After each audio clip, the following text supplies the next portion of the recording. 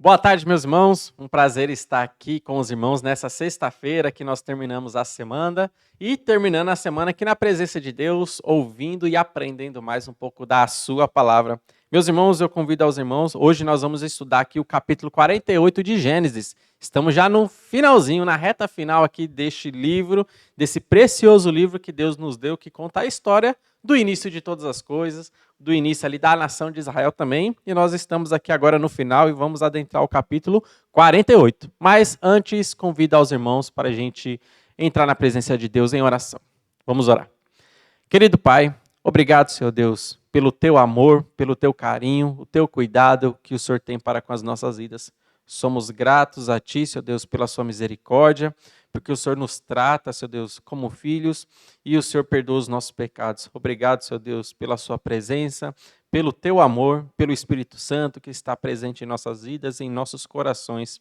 Que a cada dia o Senhor esteja, Senhor Deus, trabalhando em nossos corações, nos modificando e que possamos ser cristãos mais parecidos com Jesus Cristo e que possamos viver aqui na terra como embaixadores, representantes do Senhor constantemente. Obrigado, Senhor Deus, pelo teu carinho. Em nome de Jesus, amém. Amém, meus irmãos. Então aqui vamos dar continuidade no capítulo 48. Na última live, que nós estudamos aqui o capítulo 47, nós vimos ali como narrativa que Jacó, ele foi conhecer então Faraó.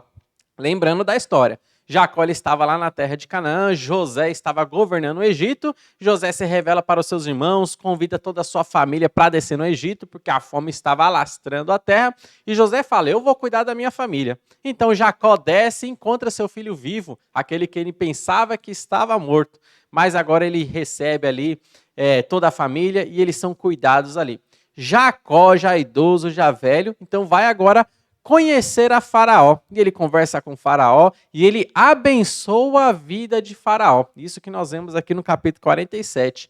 Ainda nesse capítulo 47, nós vimos também que por causa da fome que estava acontecendo ali na terra de Canaã, na terra do Egito, José conseguiu comprar todo o Egito como posse para Faraó. E é por isso que Faraó ficou tão poderoso, porque ele não apenas era rei, mas agora ele era dono de todo o Egito, porque José conseguiu comprar todo o Egito. Todas as pessoas agora pertenciam a Faraó, eram escravas de Faraó. Todo o terreno que cada um tinha, as suas casas, todas as posses pertenciam agora a Faraó. E agora o povo começou também a pagar impostos para Faraó. A gente percebe, meus irmãos, que aqui neste capítulo 47, Faraó foi grandemente abençoado, tanto por Jacó, que abençoa ele, também como por José, que deu a posse do Egito nas mãos de Faraó. A gente percebe que o contato que a nação do Egito teve com a nação de Israel, Israel sempre abençoou o povo do Egito. Só no livro de Êxodo que a gente vai ver, por causa do pecado do Egito, eles começaram a sofrer castigo pelo modo como eles estavam tratando a nação de Israel. Mas é aquilo que a palavra de Deus diz lá para Abraão: aqueles que te abençoarem serão abençoados. Quem te amaldiçoar será amaldiçoado. Aqui nós vemos Faraó abençoando a família de Israel e por causa disso ele estava recebendo bênçãos também. Mas em Êxodo, o outro faraó começou a amaldiçoar, prejudicar a nação de Israel, por isso também que ele foi prejudicado. Quem te abençoar, será abençoado. Quem te amaldiçoar, será amaldiçoado. Foi isso que Deus disse para Abraão em Gênesis capítulo 12, versículos de 1 até o 3. E nós vemos como Deus ele é fiel. Como Deus ele ama o seu povo, a nação de Israel. Meus irmãos, não podemos esquecer. Deus, ele tem o seu plano para a nação de Israel. Hoje, Israel é uma casa deserta. Hoje, Israel foi deixado de lado. Deus está trabalhando com a igreja. Mas os planos de Deus para com a nação de Israel não foram esquecidos. Deus voltará a trabalhar com essa nação. Hoje eles são incrédulos, hoje eles precisam crer em Jesus Cristo. Aqueles que não creem em Jesus Cristo, o destino deles será realmente o inferno, o lago de fogo. Aqueles que creem em Jesus Cristo fazem parte da igreja, mas Deus voltará um dia a trabalhar com a nação de Israel e eles em massa se converterão a Jesus Cristo. Mas isso aí é escatologia, isso aí é o futuro, Deus ainda vai voltar a trabalhar com essa nação. Mas vemos que essa nação é uma nação preciosa aos olhos de Deus, porque Deus escolheu a nação de Israel. E agora, meus irmãos, adentrando aqui no capítulo 48. Então eu convido aos irmãos a ler esse capítulo 48 na casa de vocês, quando vocês tiverem um tempo, para estar ali inteirado da história, da narrativa que é contada neste capítulo. Neste capítulo, o que nós vemos como história sendo contada aqui? Nós vemos que Jacó, já velho, ele adoece. Então ali avisam José que seu pai, Jacó, que estava na terra de Gósen, ele chegou, adoeceu, estava próximo às portas da morte. E José, o que ele faz? Então ele vai levar os seus 2 filhos, Efraim e Manassés, para que o seu pai, ali Jacó, pudesse abençoar Efraim e Manassés. E a gente vê que ali Jacó, ele abençoa tanto Manassés quanto Efraim. E a gente vê essa história, essa narrativa aqui no capítulo 48. E lembrando, toda essa narrativa, tudo que está escrito aqui na palavra de Deus, nós podemos tirar lições preciosas para as nossas vidas. E é o que nós vamos fazer aqui também. Dentro dessa narrativa, vamos tirar algumas lições que são preciosas para as nossas mentes espirituais. E a primeira lição, meus irmãos, que eu gostaria de passar para vocês é: viva na força do novo homem. Lembrando que a palavra de Deus nos ensina, nós que somos crentes em Jesus Cristo, nós ainda temos a velha natureza, a natureza adâmica dentro da gente, a natureza carnal. Mas a partir do momento que nós cremos em Jesus Cristo, nós ganhamos uma nova natureza, o que a Bíblia chama de nova natureza, novo homem. Então nós temos 2 naturezas dentro da gente. E a palavra de Deus, e nessa lição que eu quero passar para os irmãos, viva na força do novo homem. A palavra de Deus vai nos ensinar isso. Devemos viver na força do novo homem e não viver na velha natureza. Porque a velha natureza, ou o homem carnal, ele sempre pende para o pecado. O seu desejo é apenas se esbanjar nos pecados. Mas o novo homem, o seu agrado é fazer a vontade de Deus e viver em santificação. O velho homem quer te ver prostrado, mas o novo homem quer te levantar para você seguir firme no caminho de Deus. E a palavra de Deus vai nos ensinar, viva no novo homem. Olha só o que diz Gênesis, capítulo 48. E olha só que lição interessante nós podemos aprender aqui. O versículo 1 e o versículo 2 dizem assim: passadas estas coisas, disseram a José: teu pai está enfermo. Então José tomou consigo a seus 2 filhos, Manassés e Efraim, e avisaram a Jacó: eis que José, teu filho, vem ter contigo. Esforçou-se Israel e se assentou no leito.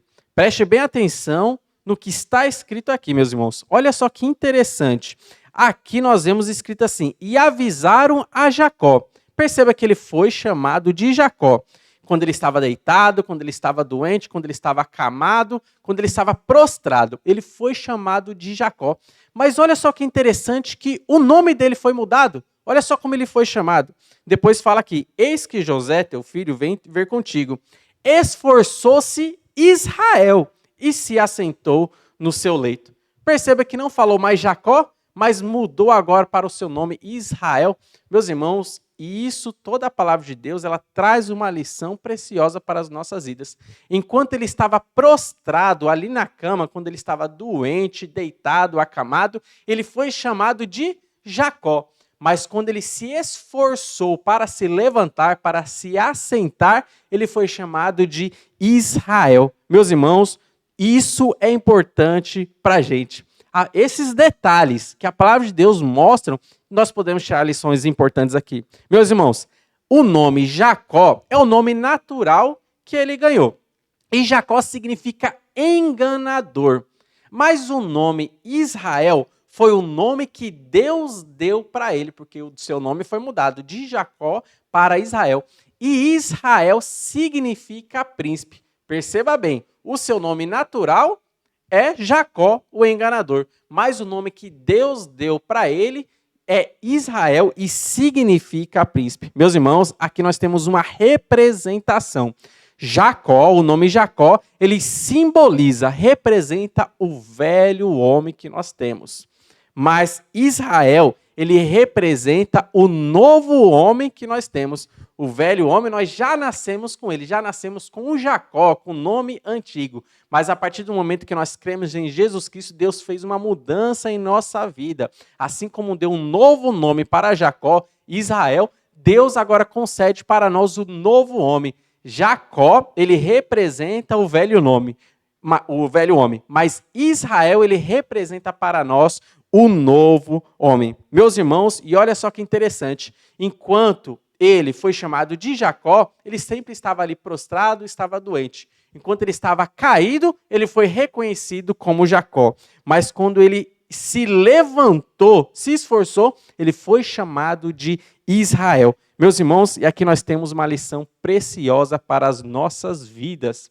Olha só, quando você está prostrado, é o velho homem que quer te ver sempre prostrado nos seus pecados. Mas o novo homem, ele não quer se satisfazer com você deitado. O novo homem, as suas forças é querer se levantar e seguir no caminho de Deus. E aqui fica uma lição preciosa para nós e um questionamento.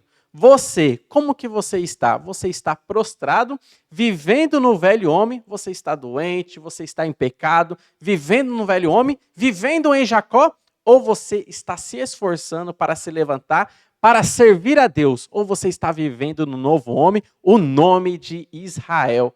Aonde você tem vivido? Quem está dominando a sua vida? Quem está dominando o estilo da sua vida? Quem está direcionando a maneira que você vive aqui na terra? É o velho homem? Você está prostrado em pecados, inativo na obra de Deus? Ou é o novo homem e você está de pé, andando firme na presença de Jesus Cristo, frutificando para Jesus Cristo? Essa aqui é uma primeira lição que nós podemos aprender na simples mudança de nome de Jacó para Israel. Na simples menção, Jacó prostrado, Israel levantado, de pé, assentado, forte. Jacó doente, ali acamado, mas Israel pronto para abençoar outras pessoas. E uma lição preciosa, e é isso que a palavra de Deus nos ensina. Viva sempre na força do novo homem. Mais uma segunda lição que nós podemos ver aqui nessa narrativa. Meu irmão, não permita que a cegueira espiritual te impeça de enxergar os planos de Deus. Perceba bem essa lição. Não permita que a cegueira espiritual atrapalhe a sua visão. Não permita que a cegueira espiritual atrapalhe você de enxergar os planos de Deus para a sua vida. Qual que é a vontade de Deus para a sua vida? Você tem enxergado esta vontade de Deus para a sua vida? Ou você será que já está cego espiritualmente, não enxergando as maravilhas da palavra de Deus? Como que está a sua vista espiritual? Você tem enxergado a vontade de Deus ou você não tem enxergado a vontade de Deus? Aqui nessa narrativa nós vamos ver que Jacó, ele estava com a sua visão escura. Ele já não estava enxergando bem, já não estava enxergando nada. Olha só o que diz o versículo 8 até o 10, diz assim para a gente. Tendo Israel visto os filhos de José, disse: quem são estes? Respondeu José a seu pai: são meus filhos que Deus me deu aqui. Faze-os chegar a mim, disse ele, para que eu os abençoe. Os olhos de Israel já se tinham escurecido por causa da velhice, de modo que não podia ver bem. José, pois, fê-los chegar a ele, e ele os beijou e o abraçou. Meus irmãos, apesar de Jacó aqui, por causa da sua velhice, não estar enxergando muito bem, a gente pode perceber que a sua visão espiritual estava forte. A sua visão espiritual não foi afetada pela cegueira espiritual. A sua vista natural, ele já não enxergava nada, mas ele ainda estava forte na sua visão espiritual. Ele conseguia claramente enxergar a vontade de Deus, ele conseguia claramente enxergar o plano de Deus que Deus tinha traçado para ele. Ele não estava cego espiritualmente, mas ele tinha os olhos abertos, seus olhos espirituais, para enxergar as maravilhas da tua lei. Meus irmãos, olha só, na hora de abençoar os seus netos, que eram Manassés e Efraim, ele estava enxergando claramente quais eram os planos de Deus. Ele talvez não estava vendo ali os seus netos fisicamente. Os seus olhos, por causa da velhice, já estavam escurecidos. Mas ele sabia ali os planos de Deus e ele sabia que deveria abençoar os seus netos. Olha só a sua visão espiritual descrita nesse texto. Eu vou ler aqui do 13 até o 20. É um texto um pouco grande, mas preste atenção nessa narrativa. Diz assim, do 13 ao 20. Depois tomou José a ambos, a Efraim na sua mão direita, à esquerda de Israel, e a Manassés na sua esquerda, à direita de Israel, e fê-lo chegar a ele. Mas Israel estendeu a mão direita e a pôs sobre a cabeça de Efraim, que era o mais novo, e a sua esquerda sobre a cabeça de Manassés, cruzando assim as mãos, não obstante ser Manassés o primogênito. E abençoou a José, dizendo: o Deus em cuja presença andaram meus pais Abraão e a Isaque, e o Deus que me sustentou durante a minha vida até este dia, o anjo que me tem livrado de todo mal, abençoe estes rapazes. Seja nele chamado o meu nome e o nome dos meus pais, Abraão e Isaque, e cresçam em multidão no meio da terra. Vendo José que seu pai pusera a mão direita sobre a cabeça de Efraim, foi-lhe isso desagradável, e o tomou a mão de seu pai para mudar da cabeça de Efraim para a cabeça de Manassés. E disse José a seu pai: não assim, meu pai, pois o primogênito é este, pôs a mão direita sobre a cabeça dele. Mas seu pai o recusou e disse: eu sei, meu filho, eu o sei. Ele também será um povo, também ele será grande. Contudo, o seu irmão menor será maior do que ele, e a sua descendência será uma multidão de nações. Assim os abençoou naquele dia, declarando: por vós Israel abençoará, dizendo: Deus te faça como Efraim e como Manassés. E pôs o nome de Efraim adiante do de Manassés. E essa é a narrativa que nós temos aqui. Note, meus irmãos, que apesar da sua cegueira natural, a sua visão não estava bem, ele estava enxergando claramente a vontade de Deus. Ele sabia que o mais novo, que era Efraim, ele seria um povo mais numeroso do que Manassés, que era o primogênito, que era o mais velho. E ele sabia, e ele abençoou porque ele sabia disso. E ele colocou a sua mão direita sobre a cabeça de Efraim e a sua mão esquerda sobre a cabeça de Manassés. Apesar da sua cegueira, da sua vista, ele não estava cego espiritualmente para saber os planos de Deus para a vida dele e para a vida dos seus netos. Você tem enxergado os planos de Deus para a sua vida? Ou você está com a cegueira espiritual, uma venda em seus olhos, e você não está mais enxergando ali as maravilhas da palavra de Deus? A gente vai ver, meus irmãos, que Jacó, ele foi diferente do seu pai Isaque.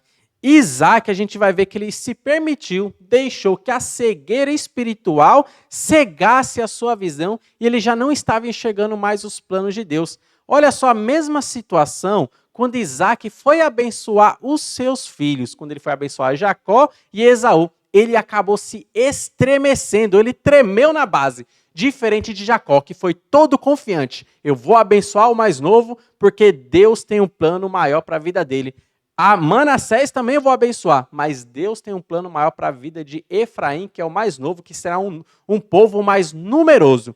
Isaque, lá para trás, ele foi diferente. Ele tremeu na base porque ele não estava enxergando a vontade de Deus. Olha só na hora que ele foi abençoar os seus filhos Jacó e Esaú. Perceba como ele estremeceu na base. Olha só o que diz o capítulo 27, versículo 33, diz assim: então estremeceu Isaque de violenta comoção e disse: quem é, pois, aquele que apanhou a caça e matou-se?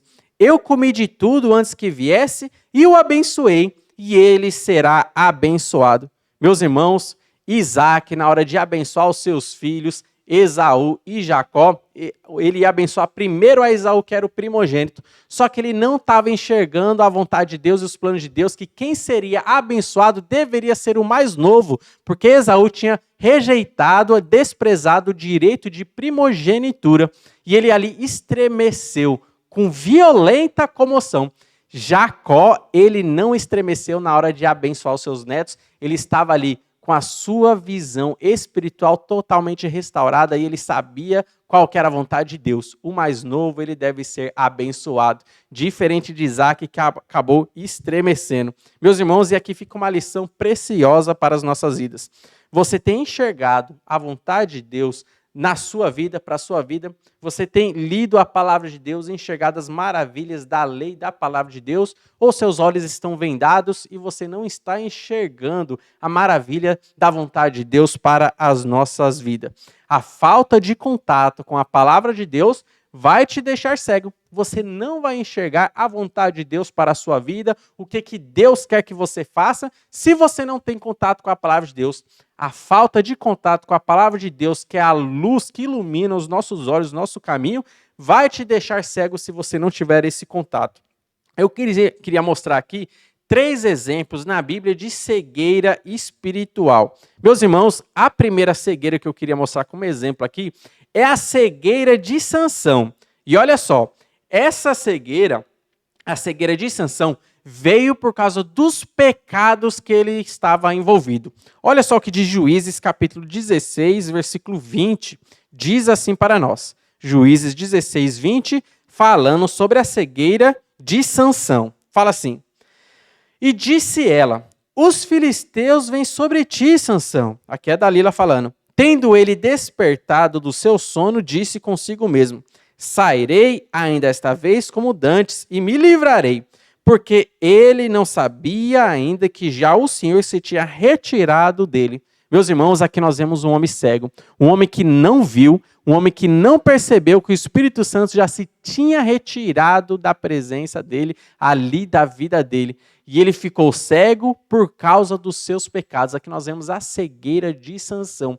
Os pecados, meus irmãos, e o pecado de Sansão aqui era que ele era mulherengo. Ele dava ouvido às mulheres, ele era um mulherengo, corria atrás de muitas mulheres. E por causa desse pecado que ele cometeu, que estava enraizado na vida dele, ele ficou cego espiritualmente e não percebeu que Deus já tinha se retirado dele. Ele não percebeu que ele perdeu a intimidade com Deus. Cegueira espiritual de Sansão veio por causa dos seus pecados.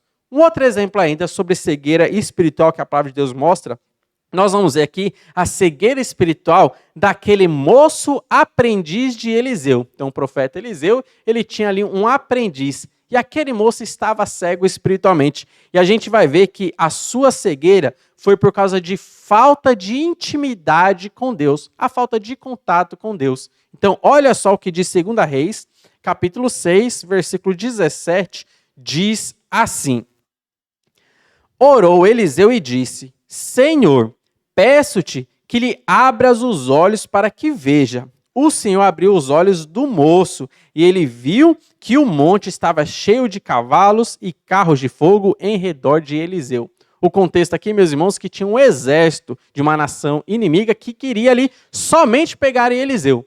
E aquele moço ali, aquele jovem aprendiz, não estava enxergando que quem estava do lado deles, do lado de Eliseu, era maior. Ele não estava enxergando que no monte havia vários anjos ali, uma legião de anjos ali para derrotar o exército inimigo. E ele estava cego espiritualmente por falta de intimidade com Deus, por falta de contato com Deus. Mas Eliseu estava enxergando aqueles anjos, estava enxergando o livramento de Deus. Então a gente vê aqui a cegueira espiritual deste jovem rapaz veio por falta de intimidade com Deus. Mas uma última cegueira espiritual que a palavra de Deus também nos apresenta como exemplo, e aqui eu queria mostrar a cegueira de Tomé, a cegueira espiritual de Tomé. Meus irmãos, essa cegueira de Tomé veio porque ele desprezou as reuniões do povo de Deus. Olha só o que diz João, capítulo 20, versículos 24 a 25, dizem assim. Ora, Tomé, um dos 12, chamado Dídimo, não estava com eles quando veio Jesus. Disseram-lhe então os outros discípulos, vimos o Senhor. Mas ele respondeu, se eu não vir nas suas mãos o sinal dos cravos, e ali não puser o dedo e não puser a mão no seu lado, de modo algum acreditarei. Meus irmãos, aqui nós vemos mais uma cegueira, a cegueira de Tomé. E essa cegueira veio porque ele desprezou a reunião do povo de Deus. Ele não estava ali junto naquela reunião com os discípulos quando Jesus Cristo apareceu a primeira vez. E por causa disso veio a incredulidade no seu coração. Ele ficou cego espiritualmente. Eu só vou acreditar no dia que eu ver. Mas a sua cegueira veio porque ele desprezou a reunião do povo de Deus. Meus irmãos, você tem visto as maravilhas de Deus ou você não tem visto? Qual que é o motivo que você não tem enxergado as maravilhas da palavra de Deus? Será que a sua cegueira espiritual está aí por causa dos pecados que você está envolvido? Como Sansão, envolvidos em pecados, não percebeu que Deus já tinha se retirado dele, que ele tinha perdido ali a intimidade com Deus.